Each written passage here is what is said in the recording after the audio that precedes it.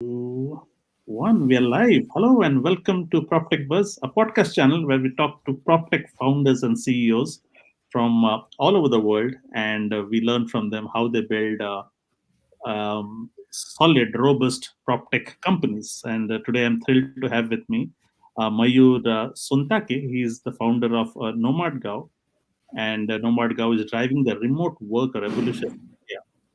And Mayur has been an entrepreneur with over 12 years of experience. He has spent his years in analyzing companies, advising them, helping them grow, building some of his own. And he has built high-performing remote teams for startups as well. And NomadGao, it's a tropical co-living space in Goa. I do not want to reveal a lot of details. I will let Mayur talk about NomadGao, but he has primarily working remotely since 2014, and he has traveled extensively, and he realized that the problems in countries like India has yet to solve the problem of remote work. So with that, let's welcome Mayur. Mayur, welcome to PropTechBuzz. How are you doing today? Thanks, Ravi. Thanks for inviting me on the show. It's great to be here. When you invited, it was a coincidence Hmm. because the stuff that I see on your wall also resonates a lot with me. Empathy, Nice. kindness, and stuff like that. I'm doing good today. It was a nice day. I'm in Vietnam right now. Oh, you're in Um, Vietnam. Nice. yes. How was your day, Ravi? I was anticipating this conversation, so I was preparing for that as one of the things in my mind. I am also looking forward to watching John Wick movie after this podcast. My wife is waiting, so all good things happening today. So Mayur, what are you doing in Vietnam? I thought your business is in India, no, or are you managing it all over the world? Yeah, so we are remote. A big fan of remote work in general, right? So if Hmm. we cannot do it ourselves, we cannot preach what we don't practice. So I'm Mm. managing NomadGao remotely from Vietnam. Uh, Wow. my wife is Vietnamese, so Oh, your we wife is decided to Vietnamese. spend yeah. Nice. So we decided to spend a few months in Vietnam because we could not come over during COVID, and a part of it is also to explore possibilities to expand NomadGao to Vietnam. Excellent. We'll talk Ah, more about that uh, lovely. as How as lovely. we move How lovely. along. I'm so thrilled to have this conversation because I was just before this podcast began, went live. I was talking to Mayur, saying that this is a prop tech show. However, the lines are blurring between prop tech, fintech, travel tech, and stuff like that. So I wanted to have not just you, Mayur. I will have some more speakers as well who are operating in this sphere of digital nomads. Okay, it's caught up big time in the last few years, and the opportunities are immense in the coming years as well. And that's why I wanted to ask you, you have been in this space for quite some time. You have been a big champion of remote working. So tell us a bit, for those listeners who are new to this space, tell us a bit about the concept of digital nomads and the trends that we are seeing here. Yeah. So digital nomads are basically people, professionals who work on their laptops while traveling the world. Uh, Digital nomad is not a new concept. I think the internet gave it the initial push. Mm. Before that, it was hard to be digital nomad. But I think I've read a story of some a journalist who worked remotely and uh, Mm. corresponded with the office uh, Mm. using mail, the snail mail. Right. Yeah. Uh, yeah. So what happened because of internet is people suddenly got this possibility of working Mm. from anywhere, Got it. uh, and then cloud cloud was something which changed everything for Right. a lot of industries, right? Right. So internet was the first early start of things. Hmm. Uh, Digital nomadism still didn't pick up because of internet Right. as much as it did because of cloud. Uh, Mm. cloud, iPhone, smartphones, these are Mm. the trends that gave rise to digital nomadism in general. Got um, so I divide digital nomadism in two phases, for simplicity: it. Mhm. pre-pandemic and post-pandemic. Ah, um, okay. so uh, I was a digital nomad since 2014. I worked remotely for a startup, built remote teams, Mhm. traveled around India and Southeast Asia. Mhm. Uh, and back then, I was perhaps one of the first few digital nomads, Indian digital nomads.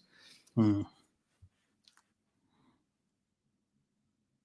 You know, uh, a role model to look up to, Mhm. because uh, I did not even know the concept of digital nomad, although I was traveling and while working on my laptop.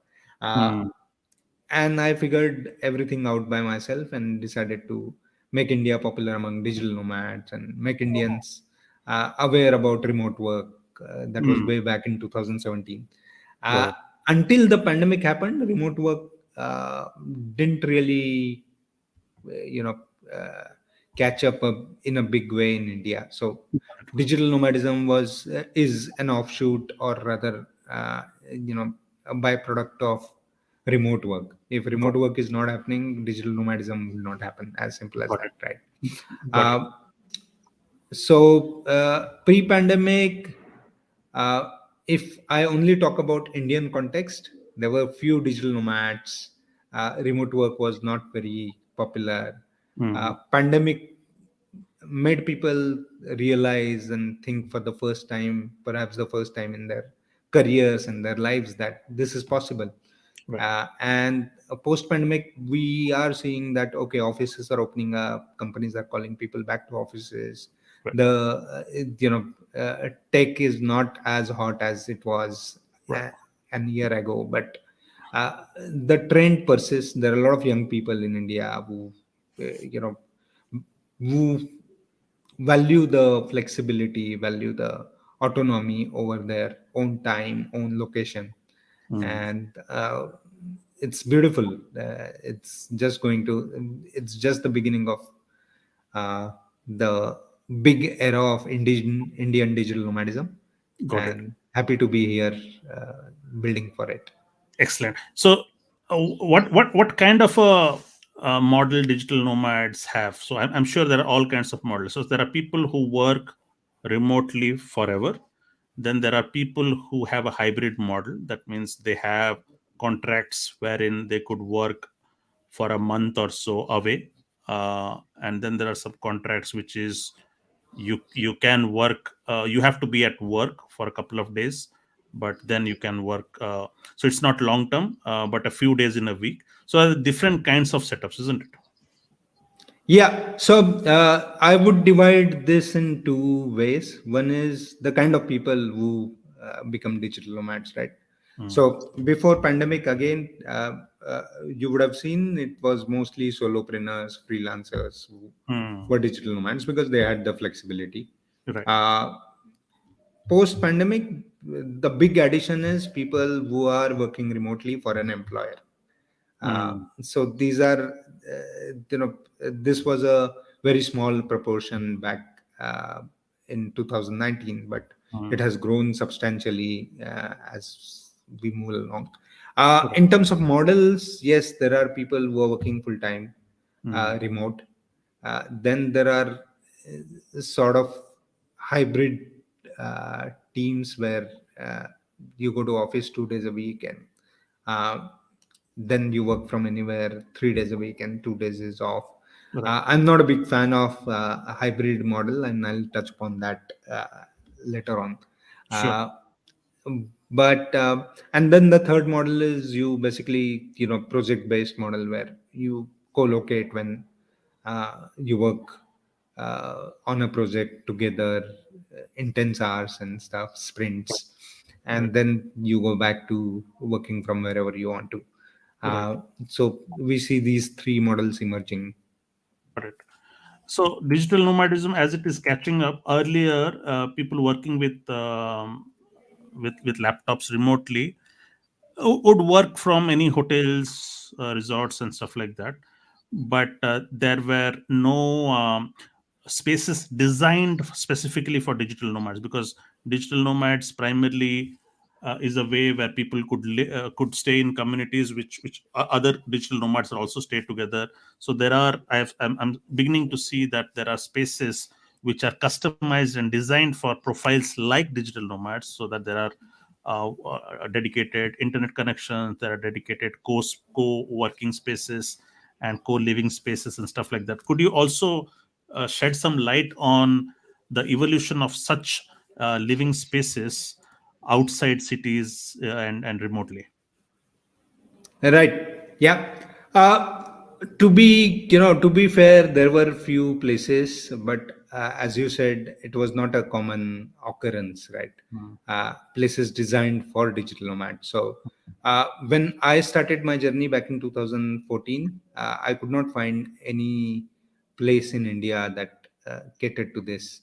Right. Then end of 2015, I went to a space called Gumakkad in Himachal, Hmm. in the mountains, uh, which was sort of designed for digital nomads, Mm. but it was not. Uh, it was more of a community space than a co-working, co-living space. Right. That means you had people doing, you know, anything from anywhere coming together, which was beautiful in Right. its own sense. Hmm. And then 2016, I started my journey in Southeast Asia. Even back then, it was mostly co-working spaces. The co-living for digital nomads was not really a trend. Hmm. Uh, in Bali, I went to Outpost, and that's when I discovered this trend, the new trend, Hmm. which is co-working and co-living. And uh, during that journey, I became a solid believer in India's potential to be a digital nomad hub, Hmm. because India has diversity in landscapes, cultures, subcultures, Hmm. cuisines. Hmm. So I said, why not? Why is not India a digital nomad destination? And that was the time when, uh, you know, the internet revolution was picking up. Geo, the new telecom operator, had Hmm. come in the market. Right. Issues related to internet were getting sorted out rapidly, and Right. then I felt like, okay, we can build something in Hmm. India for digital nomads, Got it. because none of this existed back then. Got it. So you mentioned about your experience at Outpost. Could you shed some light on what Outpost is, and how what was your association with them? Yeah, so Outpost is a great place. I went there. I was one of the first few members who signed up for them. They opened, I think, early 2016, but Mhm. I signed up and I joined them in September 2016, Mhm. August, September. Yeah, um, it's a co-working, co-living venture. Mhm. The co-founders became, in no time, they became good friends, Right. Brian and Dave. Uh, and it was at Outpost that I made a presentation on why India can be a digital nomad destination. And Mhm. that was the starting point of my life mission to bring digital nomadism to India and make this a lifestyle of choice for Indians. Right. Um, After being member at Outpost, I kept in touch with the founders, and at one point in time, we worked together. I worked with them, uh, on special projects, and it was fun. Uh, we are still friends, still keep in touch, and it's an inspiration for me, for sure. Right. So what happened after Outpost? You started something called Remote Explorers before NomadGao. So what was going into your mind, and what were your early actions to step into this space? Yeah. So this was back in 2017. Mhm. Um, as I said, after my Southeast Asia, time in Southeast Asia, I felt like this strong urge that I need to do something to make India popular among digital nomads.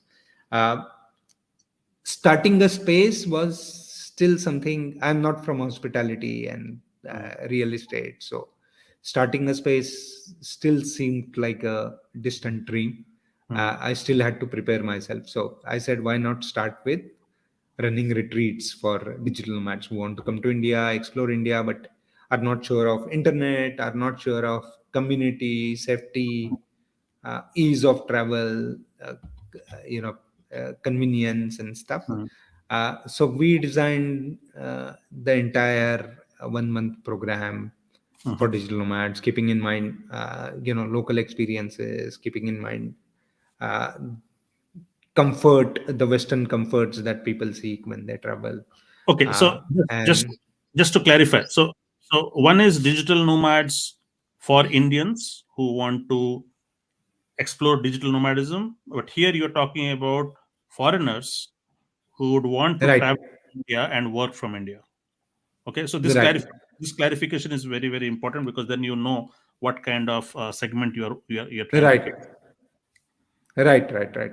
So, as I said, Indian digital nomad was a non-existent category back then. Uh, it was only after pandemic that things started picking up in India. So our initial focus was mostly on foreigners who wanted to come to India, explore India as a digital nomad. So most of the discussion that we'll have around remote explorers, particularly, would be about international digital nomads coming to India. So Got it. we had fun. We hosted digital nomads from 5 different continents and 10 different countries coming Mhm. for our retreats, and uh, we designed this sort of India experience for them, and people loved it. So Uh, how did you? So so this is a business podcast. So I'm going to ask you a lot of questions. Okay, we need to dig right. deep. How did you promote this? Like, how did you cater to these tourists who would come from abroad? Like, did you create a lot of content? Did you have organic growth? How did you cater to this specific audience? Yeah. So back then, digital nomad community was very niche. Mm, Like you could, if you were part of it, you would know where to find these people, right? got it. So Yeah. I was lucky to be part of the closed circuit, Right. and there were Facebook groups. We did it very organically, Got it. just Facebook groups. Back then, Instagram was not as big as it is today, and Got it. I think it was just the Facebook groups that we Right. used and got people to sign up for the retreats. Right. Uh, yeah, Excellent. Okay. so Cool. very So MVP way of doing things. got it. So you decided that you are gonna create this experience for a week. Did you say a week or 10 days? It was for a month. For a month. Sorry. So how did you? So you created a plan for a month retreat and you promoted this. How many people signed up for this retreat? So for the first retreat, we had 12 signups, 12 signed uh, up. which, Okay. which exceeded our, we said we'll do this if we have 5 people, because first Nice. time we are doing this, and then we got 12 people in no time, and uh, that was the point when I really started thinking about this as a uh, you know my potential career going ahead. Nice. Before that, it was more like, okay, I want to have a side hustle, uh, right? And this Mm, was more of a side hustle, but that was mm. the point when I think look back, I feel like that's when I decided I want to do this for my Okay. life. Could you shed some more light on that one month experience? Did you book a place? Did you have a place in mind? And what how was it structured? What was the product like? Yeah. So we basically provided accommodation, local experiences, a pop-up workspace. So essentially, we leased out a guest house for a month. Mm-hmm. We converted one of the rooms into a pop-up co-working space.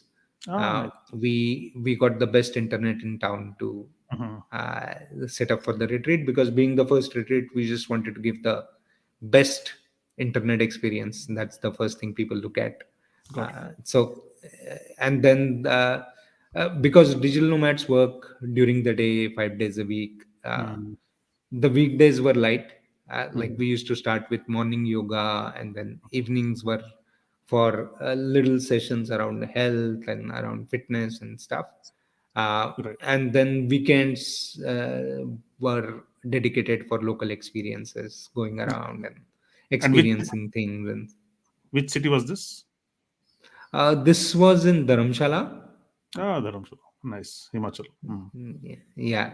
very good. Yeah.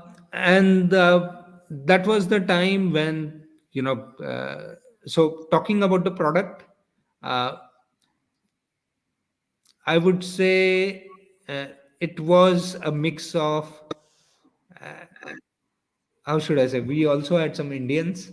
Mm, Uh, so it was a nice mix of people, and we didn't do this to build a product.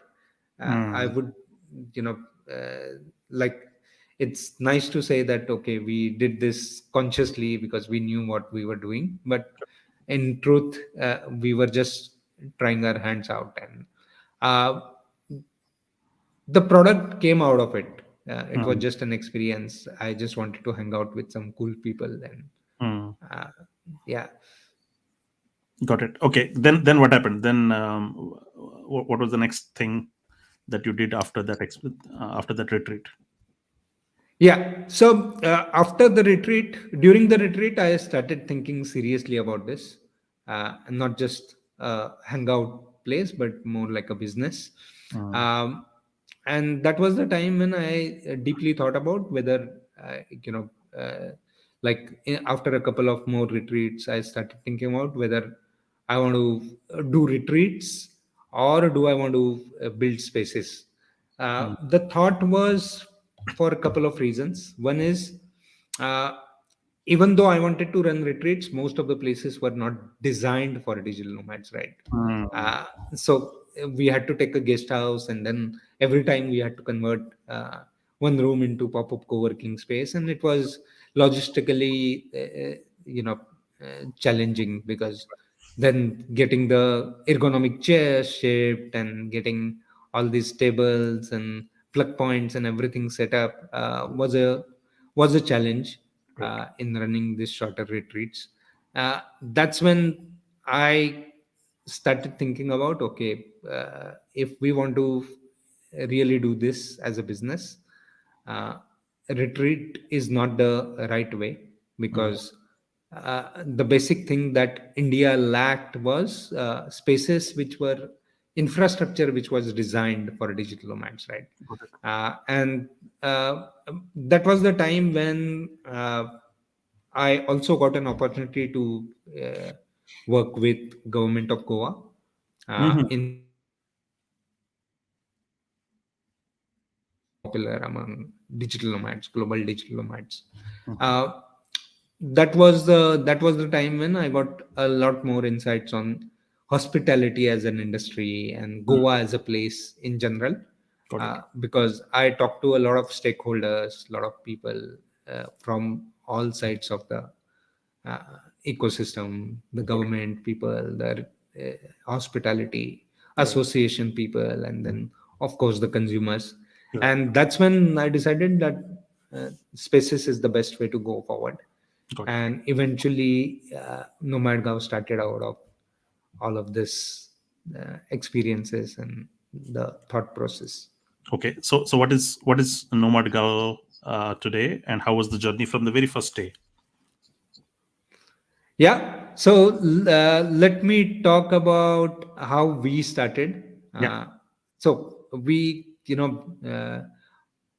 out of nowhere, I was pretty sure that I wanted to build something for digital nomads, Mm, uh, and I could not see myself doing something else. mm, uh, I was maniacal about this, right? So I left everything that I was doing mm, just to focus on this. uh, so I was sort of jobless for a while, uh, because I just wanted to figure this out for myself. Mm-hmm. And then we sudden, out of the blue, we decided to move to Goa with my family, Mm-hmm. 3 kids, uh, and we moved to Goa. And From where? I so we were in my daughter was born in Vietnam.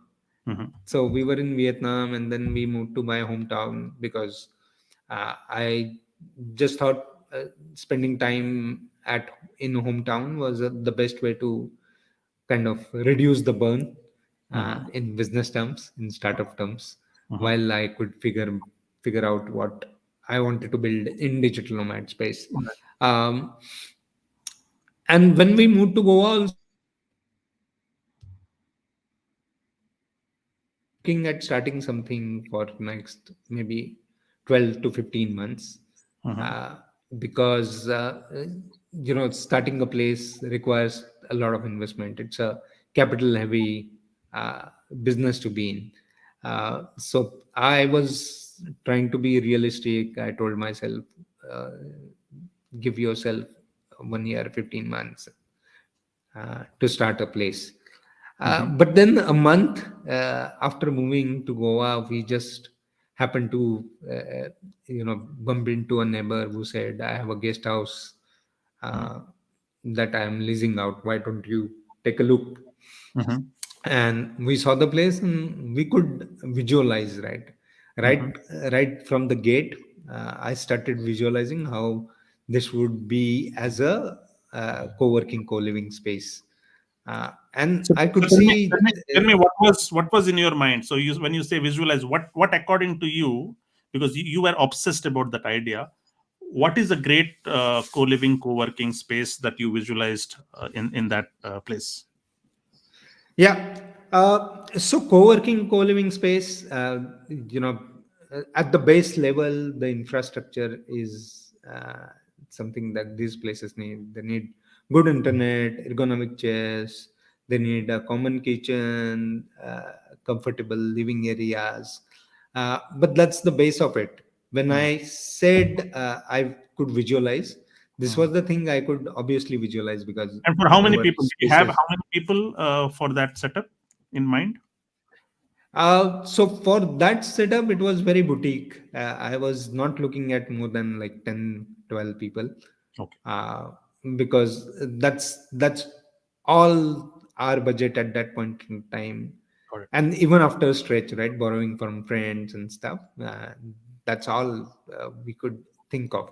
Mm. So by visualizing, I mean, when I entered the gate, I could actually feel, okay, this area would be great to have serendipitous conversations where Mm. people will just bump into each other and start talking about ideas and life. Mm. This area would be great for you know karaoke's and barbecues and stuff. Mm. So it was designed in a way that it gives people the privacy when they want, Mm. so they can go back to their own rooms and have their own time Mm. and have social life when they want. Right. And I was sold to that idea right when we entered the gate of the place. Right. And then I just looked at my bank balance, and I said, it's not possible right now, uh, but let me try giving calls to some of my friends. And then I called few of my friends. Some of them jumped onto the idea, and they said, okay, we are ready to help you out, uh, Mm. because I've been mad about this journey, right? So help you out in debt or in equity?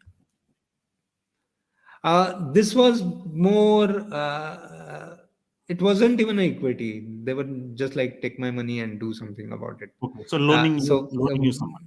Yeah, it was more like loaning. So they knew that I was mad about this, and they were kind enough to support my journey and support me through this. Right. Um, so we got the money, and then we did a lot of DIY. Mm. Me and my wife. My daughter was just 1 year old, so my wife used to carry my daughter and put her on one of the beds, and just fix some of the things and make some artwork and stuff. So And then I, your yeah, your wife and your wife I, wife was completely supportive of your madness. yeah, yeah, yeah. Okay. We clicked because of the madness. So, Okay, fine. Okay. Yeah, yeah. please go ahead. Yeah. So and then I picked up a freelancing gig Mm, because I needed to pay the bills and I needed to boost the capital for doing this, right? So I was doing my freelancing gig for 12 hours a day uh, because uh, that was the only way to put money in the business. right. And then 6 hours a day, maybe I was directing the workers and getting things done and stuff. Right. Uh, so it was a lot of hustle at the beginning. Even now, it's a lot of hustle. But I enjoyed every bit of it. I felt like I was, you know, it was my ikigai, right? I felt like this is what the world needs. This is what I love doing. This is where my skills also come into play. Right. Uh, so it was still not making money for me. Mm, Uh, so the ikigai is now sort of complete. Back mm, then, it was more like the passion project. got it. Um, Yeah, so that was the first month or two, and then we hosted people from 10, 15 different countries in first 6 months. So help me understand. So All organic. you got this asset. You converted that asset in with your creativity, DIY, okay, resourcefulness, and you build this asset for 8 to 10 people. What did you do? How did you promote that asset? Yeah, again, because of my journey, I am fortunate that I am connected to a lot of digital nomad circles, a lot Right. of digital nomad groups and stuff. And even back then, again, this is August 2019, still pre-pandemic.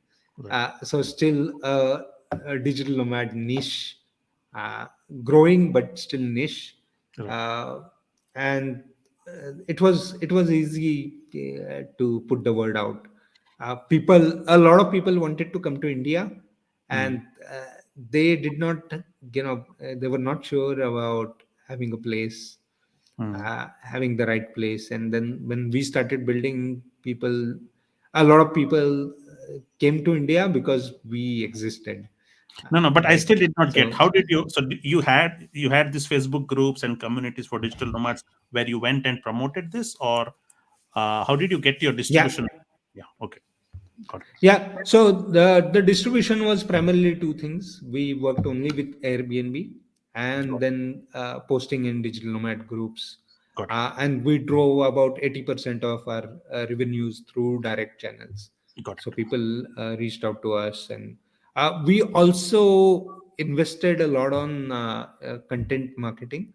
Got it. I would not say invested a lot of money, Right. but a lot of time. So I used my learnings from the past, managing a team of content creators, and Got it. I used to write SEO friendly articles just Mm, to get some traffic to the website. Um, so distribution was mostly inbound Facebook groups and Airbnb. got it. Cool. And then what happened then? Did you have more assets, or what was your next journey there? Yeah, so the pre-pandemic journey was over in Feb 2020, Feb Uh-huh. March 2020. Uh-huh. The pandemic hit, and suddenly uh, I was not sure how things will pan out because uh, before pandemic we were mostly relied on foreigners coming to India, and Mm. with international borders closed, we could Okay. not see that happening. Mm. And I still felt that Indians still needed a little more time to adjust to this lifestyle.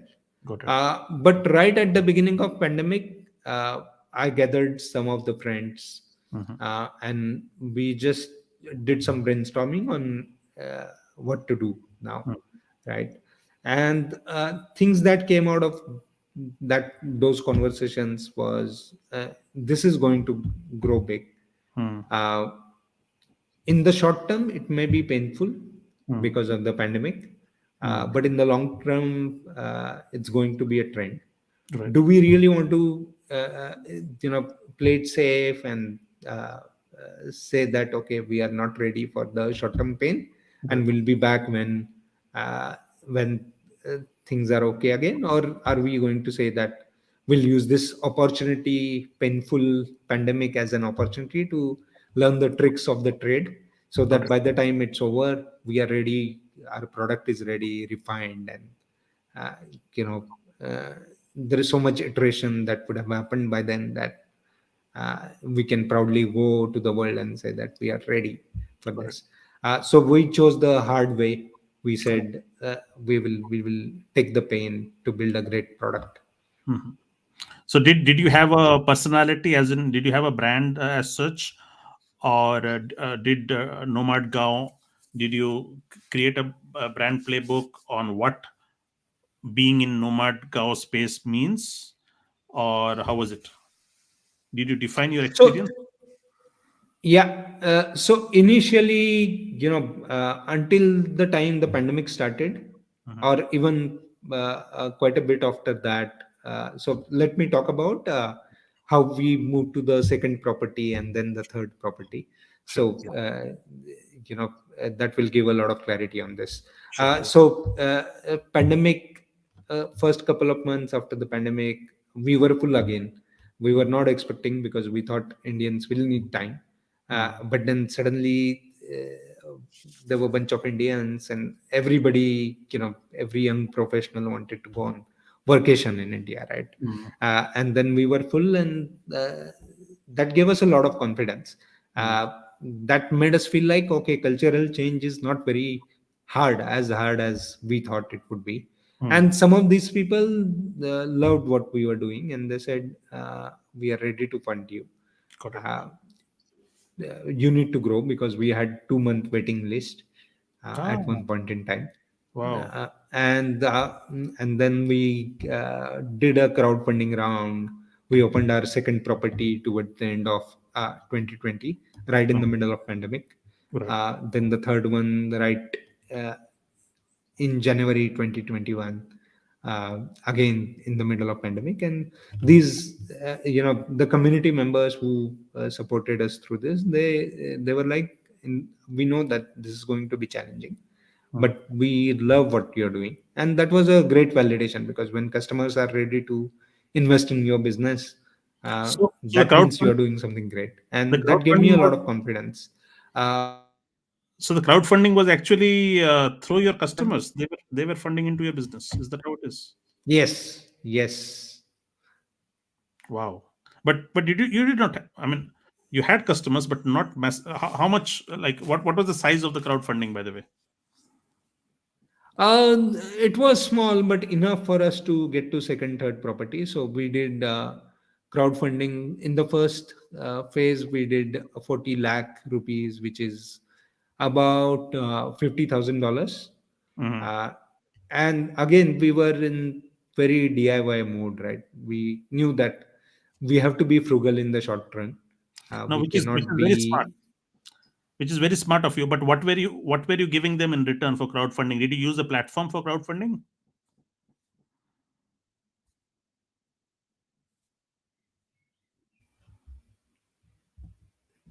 Yeah, My, I think there was a little disconnection.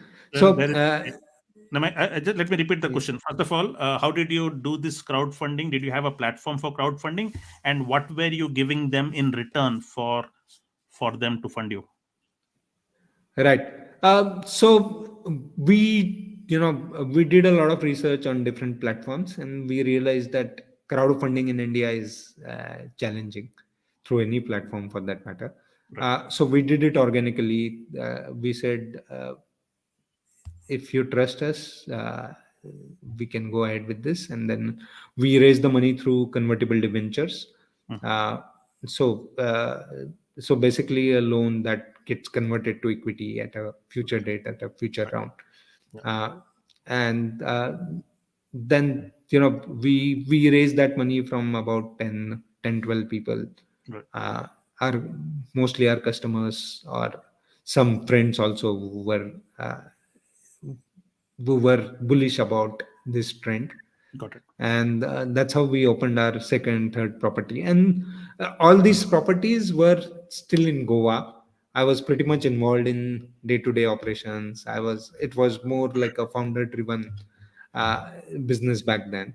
Got it. That also meant I did not have enough time to you know uh, uh, to switch off and just focus on building that playbook at Got that it. point in time.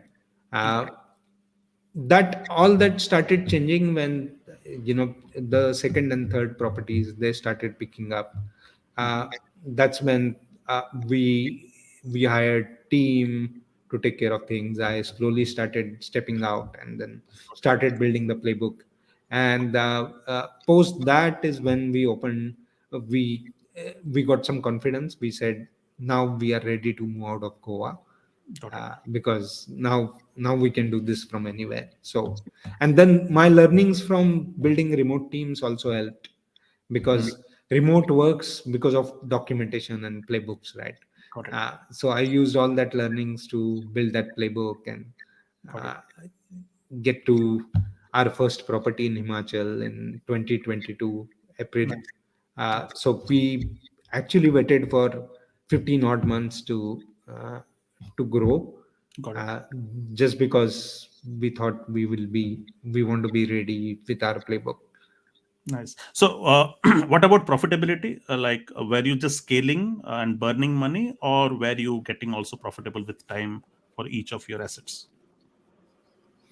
Um, yes. So operationally, we were profitable because uh, from day one, I've been a big fan of building frugally. Right. Not frugally in terms of you know uh, diluting the experience. Do whatever is needed, Right. but don't splurge on things that don't make sense, that don't add value. Right. uh, so we were profitable operationally, and it's a seasonal business, so there are times when we are super profitable Right. during peak season times. Right. There are times when and we have accepted that as a fact. And we just keep building. At this point, we want to focus on responsible scaling, which Right. is we don't want to scale too fast. We Right. don't want to be too slow either, because we still want to give people options to work from various spaces. Got And it. we want to make an impact by building a rural co-working co-living network, because So, rural is I the key for personally you. feel Rural is the rural key. is the key. Yes. And what else is the key for you? Like, how do you decide an asset is good or a location is good? Should it have great views and stuff like that, or it is more of what is within the asset interior? So, like, how do you decide? Do you have some parameters to decide on picking your assets? Absolutely. So, by definition, 80% of the assets that will pick over time would be in villages, Hmm. in smaller places, walkable places with nature around. Mhm. Good view comes with the nature. So, good view is a given. Got it. And then, places which are where we can integrate with the local community. Hmm. We don't want to, be the outsiders, not caring about the local communities, but we want to build a business of belonging, a Got it. profitable business which also cares about the environment, cares about local community. Got Uh, then rest 20%, I think there would still be tactical plays. uh, when we see some properties which are not in villages, but it. in smaller towns, and fit into the NomadGao culture, the values, the vibe Right. that we are trying to build. Because you know one way of looking at it is to fill the rural spaces, we still need something at source. And the source is, today we have Indians coming from Bangalore. So can we build something near Bangalore, not in Bangalore, but somewhere near Bangalore, Got it. which is more accessible for techies in Bangalore? Or can we build something uh, closer to big cities? Right. Because there are people, as we talked about initially, there are people who are working in a hybrid remote environment, who go Right. to office twice a week. Right. They still need to go to some beautiful, nice place, and they don't mind. Right. But going to a village 8 hours away is not practical. Got So it. can we build something an hour away from Pune, Mumbai, Bangalore, Delhi? Got Uh, it. is one of the thoughts, but that would be more tactical. Got it. And as you are scaling, so how many assets do you have today? So today we have four locations, Four locations. two in Goa, two in Himachal. We Okay. just opened our new location, which is at in a village at 2,200 meters. Uh, Wow. Perhaps one of the highest co-working, co-living spaces in the world. In altitude, you mean? Yeah, by altitude. Okay. How did you acquire that asset? You went same lease model, is it? Yeah. So initially we said we want to build a great product, and only way to build a great product is to have uh, control, Got it. control over everything. Right. And leasing seemed like the best model at that point in time. Mm. But now we are moving into franchising and revenue share models, Okay. because our product is ready now. So it's about replicating the product, and we also want to, create the culture of micro entrepreneurship Okay. in villages and in the So you places we want to be in. so you pick a partner who would be willing to operate this, and you give them the playbook, and they operate it. Yes, yes, Okay. And with a revenue sharing model. Okay. Do you yeah. as you scale? I'm sure. So you said you want to have controlled expansion, but do you have ambitions of making it big, or like what does control mean for you? Um, so let me define success, right? For Mm. me, success with NomadGao is, having uh, 15, 20 locations. Right. Sorry, about 50 locations. 50. 15, 20 is too small, 50. Right. Because, and I'm talking about next 5 years. I'm not Okay. talking about next 1 year. Okay. 50 locations with 15 to 20 rooms each. So, a total rooms under management about 1,000. Got it. And our average stay is about 2 months. So that means uh, we need 6,000 customers to, you know, uh, to run our locations at 100% occupancy, which is not a big deal looking at the growth in digital nomad as a market, the growth in Indians getting into the system, Got getting it. into digital nomadism. Got it. Okay. And as you grow, how do you like? Do you have any tech layer, like in terms of bookings, in terms of managing operations, and stuff like that, or it is mostly hybrid between manual and registers? Right now it's I would say we have tech layers, of course.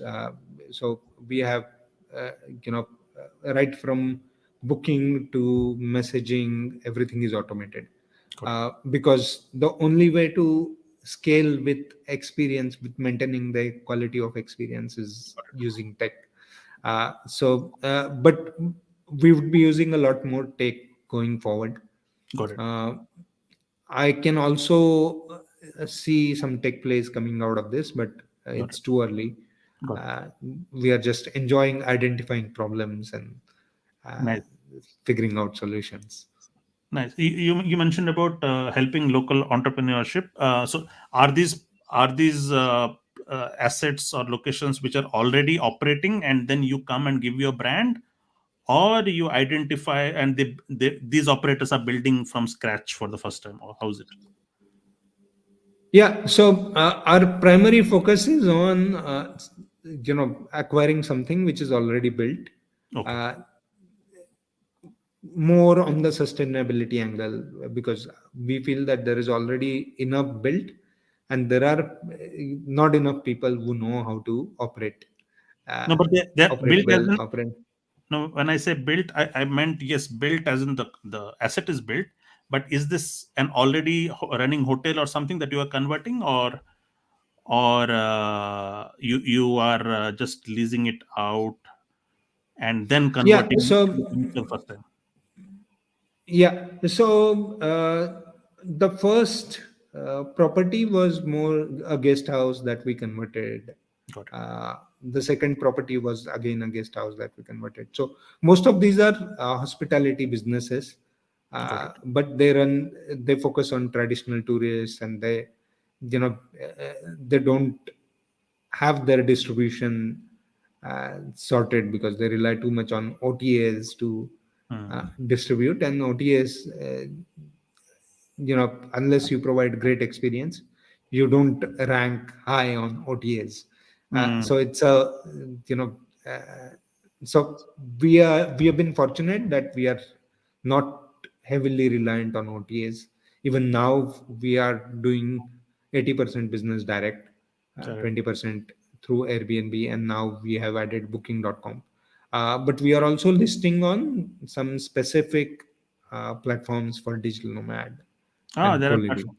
Okay, but this is again a margin business, right? So because if it is already an operating hotel, then you have to, if they have to join hands with you, then you have to give them better returns than how they would be getting, and then you also need to make your own margins, isn't it? So, Right. So, the value proposition with existing hotels is, most of the hotels in the locations that we are in or we want to be in, they focus on occupancy during season time and during weekends. right. Whereas digital nomads, they are not like normal tourists who travel strictly at the time of peak season, or in fact they want to spend their entire week, the weekdays, at one place so that they can get their work done. Got it. So we bring in tons of value for traditional hospitality players Hmm. you know uh, who run on low occupancy. And then what also happens is, most of the traditional hotels, Hmm. uh, they operate in a commodity business, right? Hmm. They don't provide experience, they provide rooms. Got it. Whereas we are designing you know uh, our packages more like an experience, where we also do a lot of community activities, a lot Hmm. of social activities as a part of everything. So How do you if keep, because you you are are living in, you are in Vietnam? Do you, and then there are some of these are remote places. How do you ensure, like, how do you get people or staff to give this kind of an experience without monitoring closely?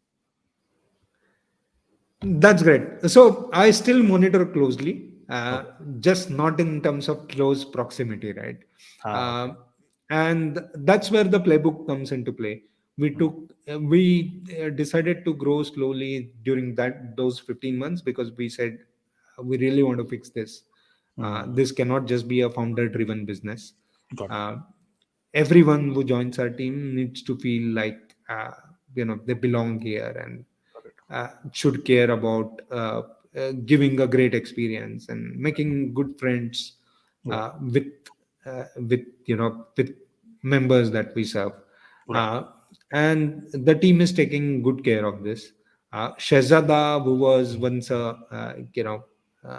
member, Hmm. uh, joined the team last year to focus on community experience, Oh, nice. to head community experience. Uh, so he's leading that, and he's based in India right now. Hmm. So his focus goes into that. My focus mostly nowadays goes into talking to potential partners, scouting in Vietnam, talking to potential investors. Okay. When is Uh, Vietnam happening? Okay. Wait. Wait. That is exciting. When is? yeah, we'll see something happening in next couple of months Ah, for nice. sure. Very good. So Yeah. now it becomes international. When it becomes international, it has its own challenges, no? So challenges of, again, you need to be operationally very efficient in terms of monitoring and managing it remotely and stuff like that, isn't it? Where do you see, Right. and where do you see are the challenges, and how do you plan to effectively, because the way you are proceeding, I don't think 5 years 50 I think you'd achieve that much faster, is how I see it. I don't know. I mean, the thing is, if the world demands, if people really love your product, I mean, I of course I do not want to put my own opinions, but the way I see it is, if you are building something extraordinary, a gift to the world, why should you slow down? People just want it. Right. But sorry, Uh, I mixed up two questions. First of all, how do you want to scale up internationally? What are some things that you're doing, and where do you foresee challenges? So, while growing internationally, we still feel that we would prefer to have a local partner, Mm, for the very fact that we want someone on the ground, not at the space, but in the market, to to maintain the relationships with the property owners, or to maintain the relationships with the regulators, mm, with the government agencies and stuff. mm, Um, Second challenge I see in growing internationally is, obviously, the remittances and financing part. Uh, mm, the opportunities are immense, though, because what I've seen is digital nomads, because they keep traveling the world, they end up going to the same places. So, let's say after Thailand, they go to Vietnam. After Vietnam, they go to Indonesia, Thailand, Vietnam, India, Nepal, Sri Lanka.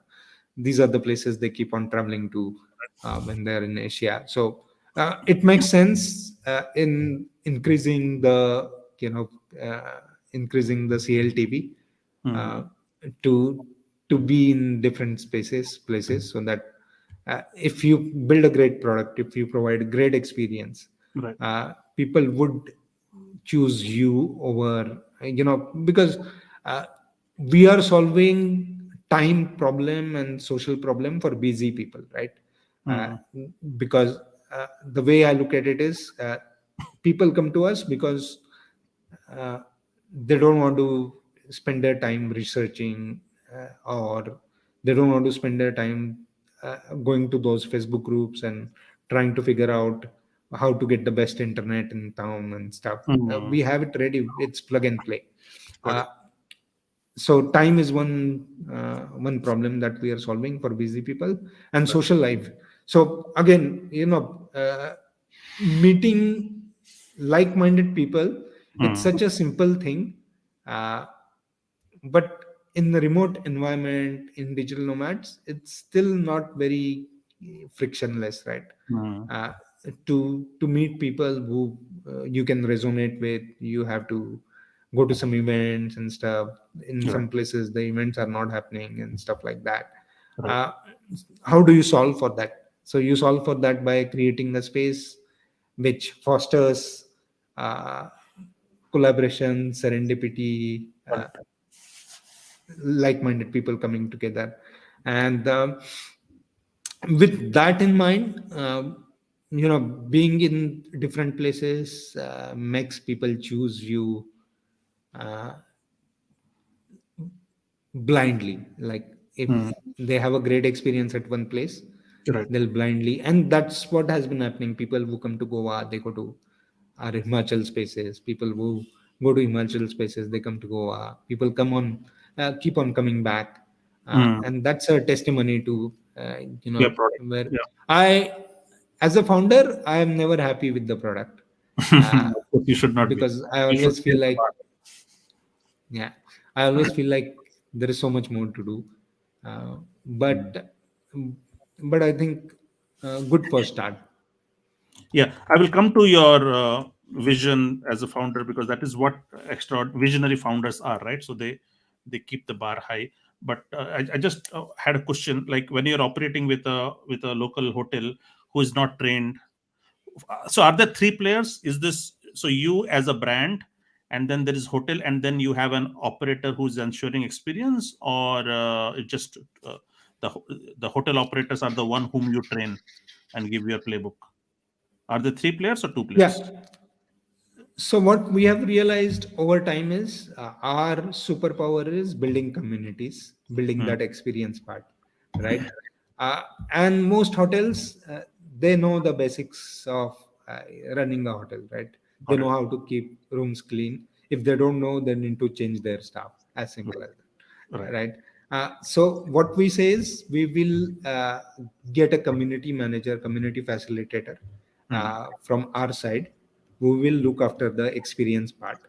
Got it. You as a partner, you manage the operations, which is cleaning, maintenance, operations and maintenance part of it. Got it. Got And it. together we build this and build the experience, great experience.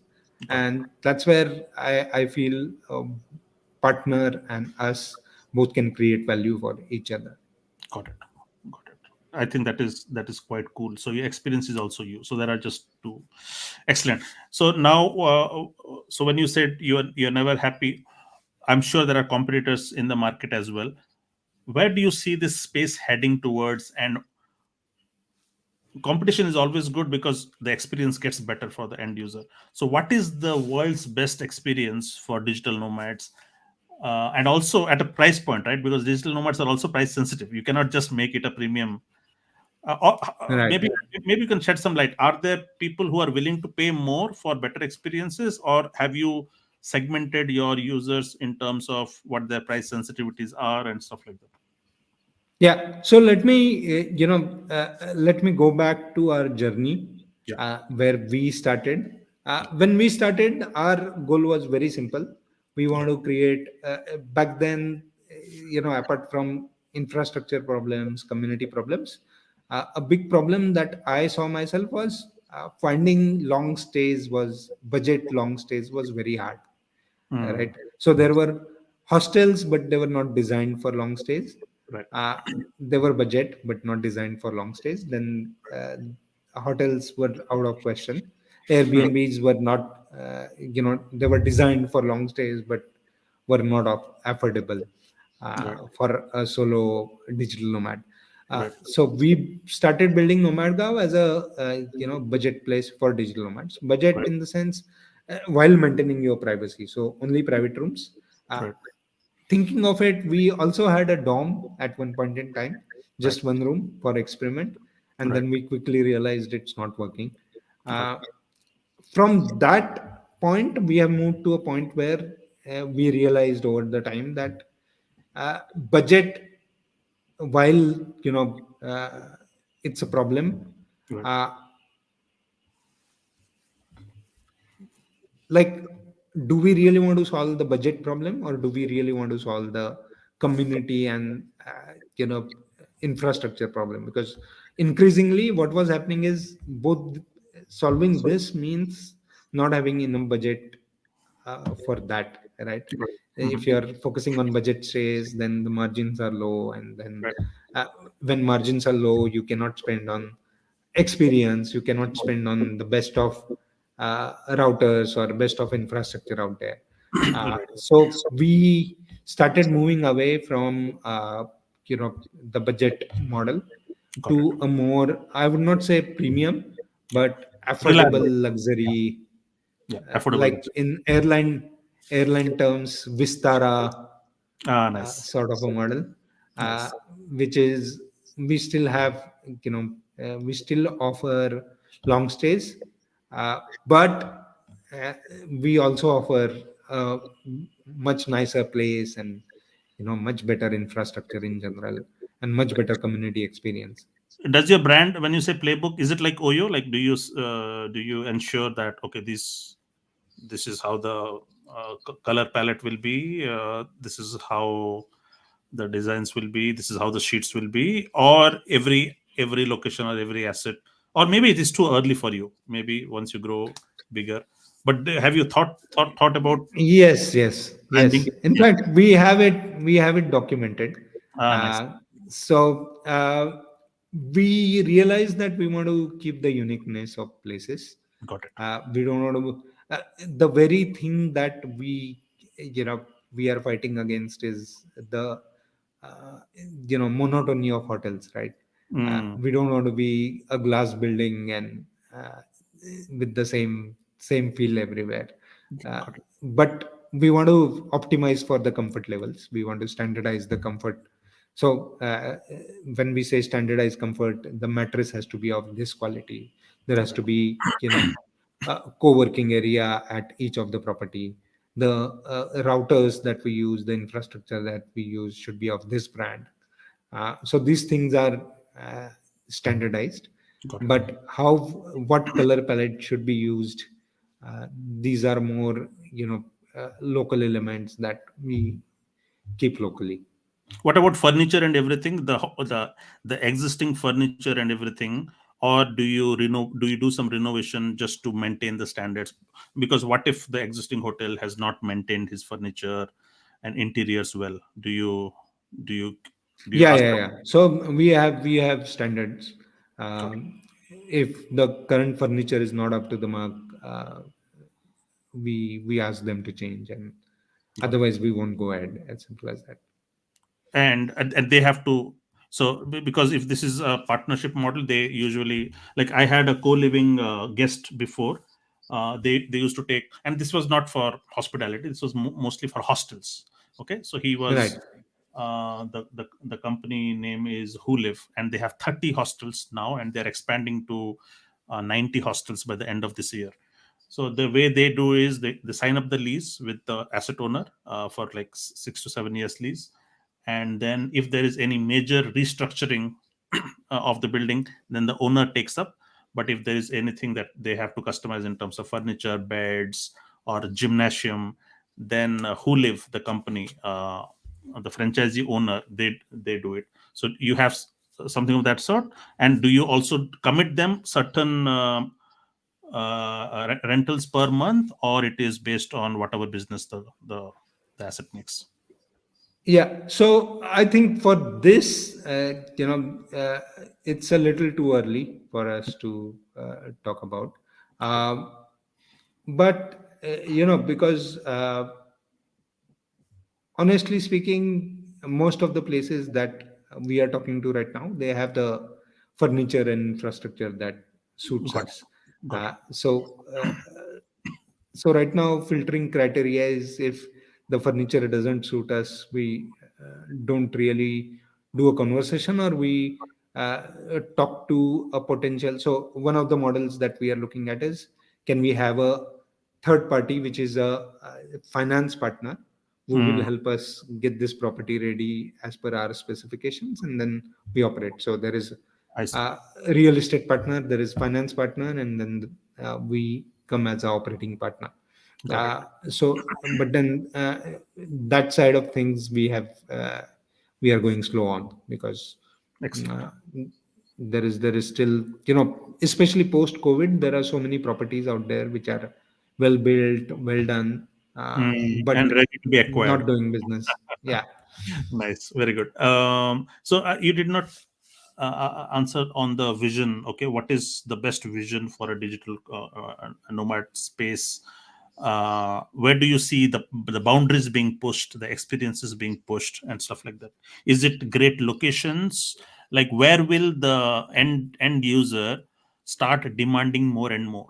Is it a community? Is it great locations, great views, and what would they ask for? So whenever I think about this, I start with assumption that customers are never happy. Mm, That's a safe assumption to play with, because then you can just keep building something great, and then yeah, that's it. So I think the way things will pan out is, people would expect a lot more on the community facilitation side, mm, because digitization is peeping into our lives in a big way with chat gpt and AI coming in.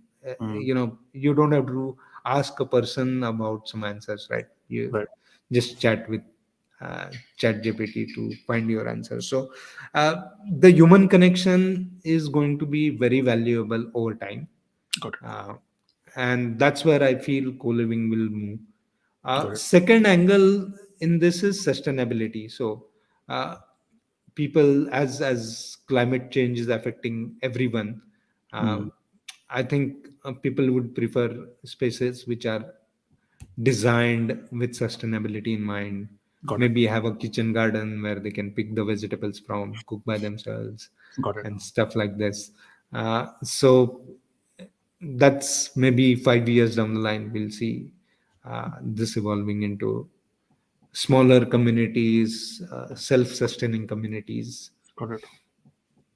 Nice. No, I am a big fan of hostels and co-living here. I live in Germany. Okay, so my wife and I are also travelers, and we live many times. We live in hostels, and we see the community aspect is huge, because that is where you have a brand connect. Okay, because you meet people, and then people and brand almost intermingles, and then once you are a member, then whenever you go to any other place, you would like to stay with the same brand. Okay, because again the people are common and stuff like that. So eventually, Right. as you go, that would that would happen, I And suppose. I think we have a little more age than the backpacker hostel, because the stay length in backpacker hostels is short, 2 to Short, 3 days yes. at I most. see. Got it. Got it. So the level of engagement, of course, you create great memories, Hmm. you have great experience, but the level of engagement with the brand is very limited. Most of the Hmm. memories are created by the people you meet at the place. Uh, But tell me one thing: why where can't backpack hostel also offer long-term stays? So there is a brand, Ghost Stops. I'm sure you know about Ghost Stops. I had the Right. founder I had the founder of Ghost Stops on my podcast as well. So uh, so it's just number of days, no, or the design itself is different. It is meant for short term. It is not meant for long term. Yeah, the design itself is different. So, for example, the storage, right? The storage is not designed for long stays. It is Oh, designed okay. for backpackers who keep their backpacks and keep their stuff in their backpacks, take it out, put it on the bed whenever they want to, and stuff like that. Okay, Uh, well, why don't we shed some then, light? I did not ask you what the experience mean. This completely is new to me. So storage, as in, oh, somebody. So it should look like an apartment. Am I right? apartment or a room with a proper wardrobe, for Okay, that okay. matter, so that you can keep your stuff. So that's on the infrastructure side, right? Mm-hmm. They can offer long stays, and much budgeted long stays than us, uh, Mm-hmm. any hostel. But on the experience side, what we have seen, and I love hostels, it comes from my love for hostels, right? What I have seen is hostels have, the community in hostels is anyone and everyone who comes together. So there is no structure to it. Like the conversations that you have in hostels, you don't go there with something in mind, or you don't go there with uh, you know with an expectation that you'll have conversations around professional growth and stuff. If they Mm-hmm. happen, great, those happen serendipitously. Mm-hmm. But there is no guarantee that they will happen, right? People go there for fun, and I think that's where there is, both these sides, both these communities are very different. Some people hop over uh, at times, like I do. Sometimes I go to hostels uh, Mm. just for the fun of it. But So the experiences are most of deeper. So the experiences are deeper when it comes to co-living and co-working places long term. deeper and more focused on professional growth, right? Because these people come together, and the conversations that we have are at our space, right? And there are times when we have a VC, a marketer, a consultant, uh, a developer sitting together talking about their Hmm. respective, Very what they can interesting. do together, which usually doesn't happen in hostels, Help and me this is understand. a usual occurrence. So Indian hotels which you acquire, they should have a co-working place also, no? I mean, so Most of them don't have. So okay. we suggest them, to design an area. Hmm. A lot of them have oversized reception, for that matter, right? They don't I need see. such big reception. Got it. or oversized restaurant. Uh, uh, and having said that, a lot of hotels won't become co-living space. Why? Because um, if it's just a building, Mm, a five-floor building with mm, no common areas, it's mm, difficult. Like no mm. matter how much money we put in, getting that community feel out of it would be difficult. I Uh, see. so So, some sort of a renovation would be necessary for you, no? Because yeah, otherwise they have not been built for this, no? Because so that's how it is. Okay. yes, yes. Excellent. Cool. Are there? That's why we exist. That's why we exist. Excellent. So, thank you, Mayur. Thank you for sharing a wealth of knowledge. How do you see this in the next a few years? Not for your business, but this entire industry. Do you see, first of all, the trend of digital nomads? Do you see it growing exponentially? And what do you see overall industry of other players like you in the market? What have you learned, and where do you see the forecasting? Yeah. Let me talk about how I see over next 6 months, 1 year, maybe 1.5 year, Hmm. when the economy is not doing great, and when a lot of startups and companies are calling people back to offices. It's Hmm. very easy to feel that okay, the dream is over, the remote work uh, movement is over. But there are a lot of undercurrents that are happening, right? uh, Hmm. so there is decentralization, big push for web3 decentralization, and then Right.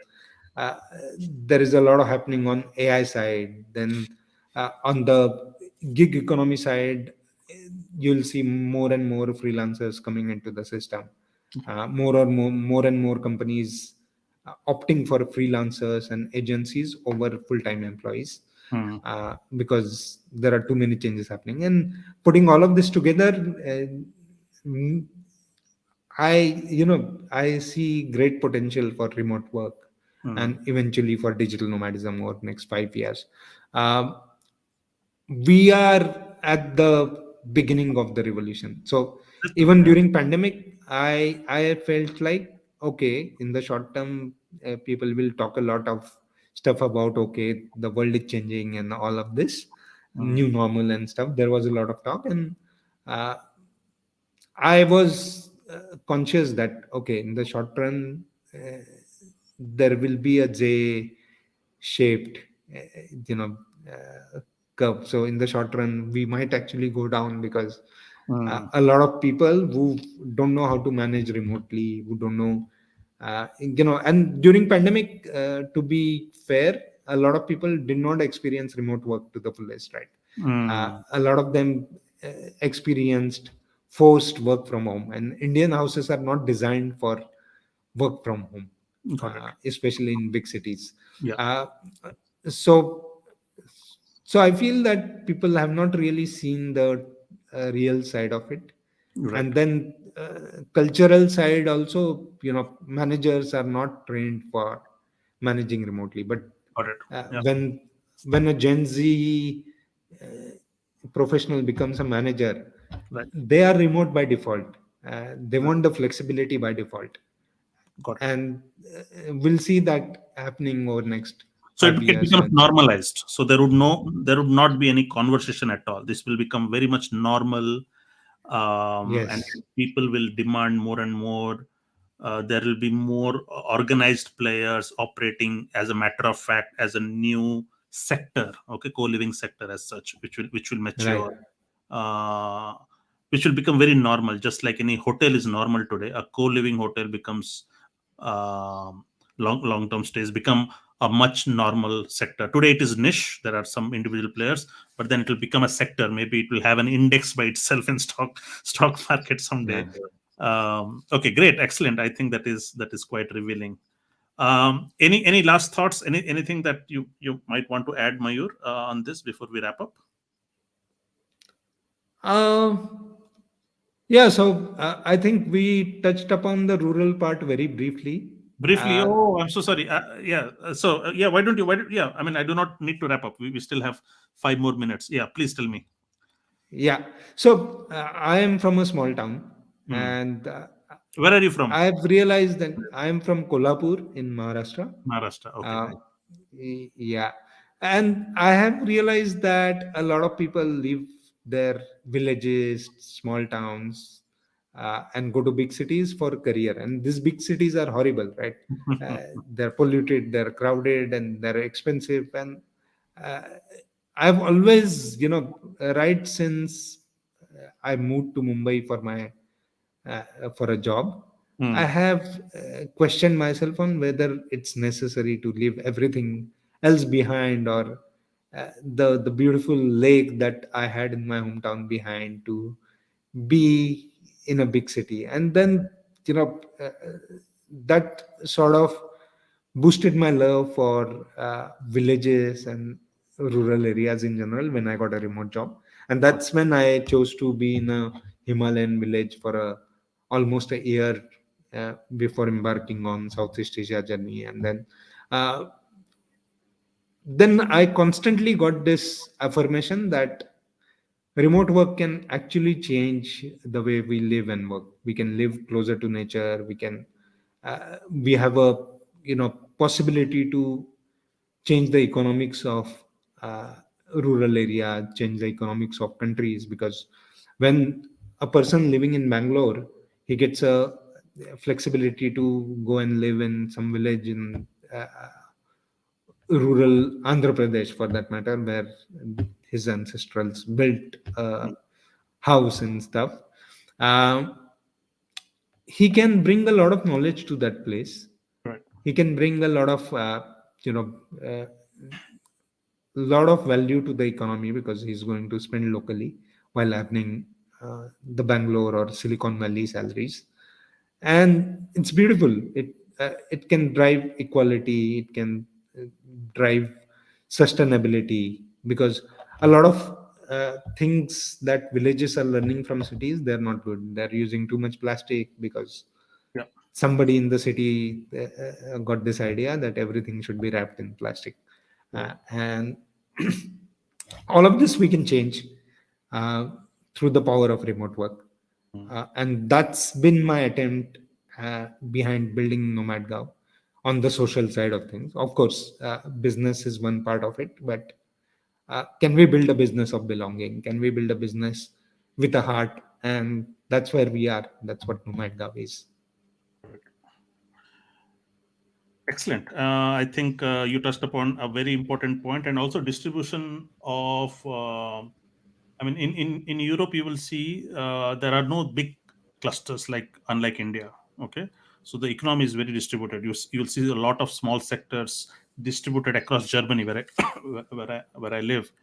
So I mean, so growing economy, local economies with setups like this is also the need of the hour for India, because as you said, people are actually migrating to cities just for money, but everything else is broken down. So this is again, you are actually turning the tide, and you're actually, so you have ambitions also in different states, or you'd focus on clusters, because to operate, it is good to have penetration in one place. No, it is easy to manage than spreading yourself thin in many cities, just one or two properties. Like in Goa, you would want like at least, I mean, not you, but any player, common sense would suggest let's have 15 properties in Goa, then two in Goa and two in Rajasthan and stuff like that. No, Yeah. So, Ravi, if I wanted to do easy things, I wouldn't be in co-living.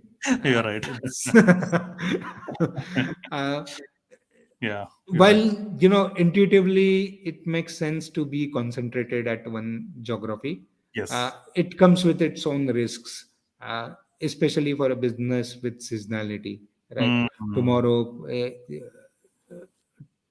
Tomorrow, for that matter, connectivity in Goa might change, mm, or some other place becomes the hotspot. right, What would you do if you're concentrated in one place? right, Um, Second thing is also about, as I said, giving people more options, because right, people want options. right, People don't want big places in one place. People want smaller places in many places. right. and that's where I think we can add value. Of course, logistically, it's challenging to start with, Right. but we'll get there. We are on that journey, and we are walking the path, or we are running the path now. Got it. Okay, cool. Excellent. Well, thank you so much for spending time with us, Mayur. It was a lot of learning. Your passion is very, very evident from the way you speak, especially the kind of. I mean, it's not. It's definitely not easy to build something from scratch, and it's just an operational nightmare. So you, from distribution to marketing to building inbound channels, it's a lot of hard work, but because of your passion you are able to do that, and not just within a state, multiple states, and now in a different country like Vietnam. So it talks a lot about your resourcefulness and your passion for this field. So all the best. I'm very, very confident that you will do well, and we'll keep a close eye on how your success goes from here. Thank you so much, Mayur. Thanks, Ravi. Thanks for inviting again, and thanks for everyone else who was listening to this.